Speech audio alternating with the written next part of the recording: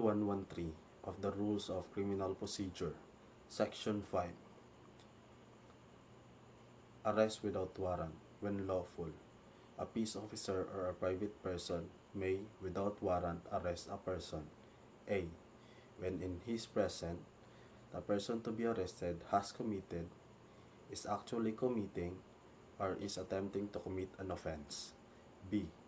When an offense has just been committed and he has probable cause to believe, based on personal knowledge of facts or circumstances, that the person to be arrested committed it.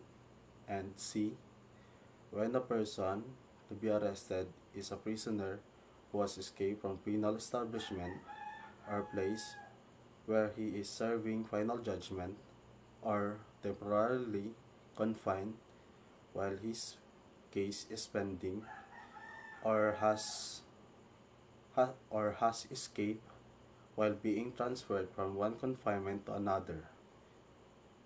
In cases falling under paragraph A and B above, the person to be arrested without a warrant shall be forthwith delivered to the nearest police station or jail, and shall be